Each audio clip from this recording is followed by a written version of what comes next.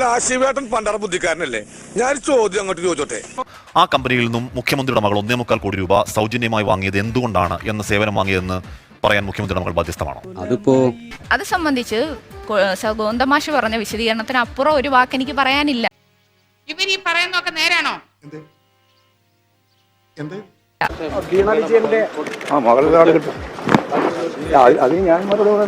ആര് പറയുന്നു? ഞാൻ കേട്ടിട്ടില്ലല്ലോ. അസൂയ കൊണ്ട് പലരും പറയാറില്ല, അതുകൊണ്ട് ഞാൻ സ്വയം പറയുന്നു.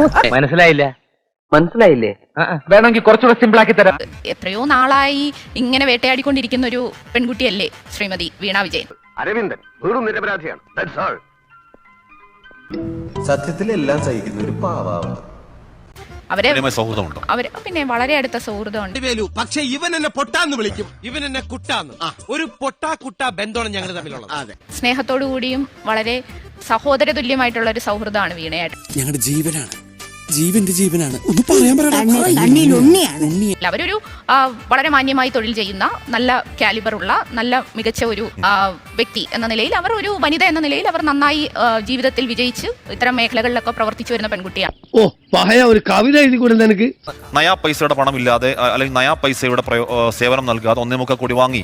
1.25 കോടി നൽകിയത് ഒരു പ്രമുഖ വ്യക്തിയുടെ മകളായതുകൊണ്ട് മാത്രമാണെന്ന് ഉത്തരവിൽ എഴുതി വെച്ചിരിക്കുകയാണെന്നേ. മാറ്റി പറയാൻ പറ്റുമോ? എനിക്കിങ്ങനെ അറിയുള്ളൂ. അപ്പൊ അതിൽ വ്യക്തത വരുത്താൻ ബാധ്യത മുഖ്യമന്ത്രിക്കും മുഖ്യമന്ത്രിയുടെ മകൾക്കും അവരുടെ കമ്പനിക്കുമില്ലേ? ഇങ്ങനെ നാറാനൊരു ചങ്കൂറ്റം വേണം കേട്ടാ. ഞാൻ പറയുന്നത് ഈ ഉത്തരവ് വരുന്നതിന്റെ അടിസ്ഥാനത്തിൽ ജുഡീഷ്യൽ കമ്മീഷൻ ഇറക്കിയ ഉത്തരവാണ്. അല്ലെ, അത് സംബന്ധിച്ച് പാർട്ടി സെക്രട്ടറി വ്യക്തമായി പറഞ്ഞിട്ടുണ്ടല്ലോ. അതിന്റെ അപ്പുറം എന്ത് പറയണം? എന്ത് സേവനമാണെന്ന് വ്യക്തമാകുന്നതിൽ ആർക്കും ഇതുവരെ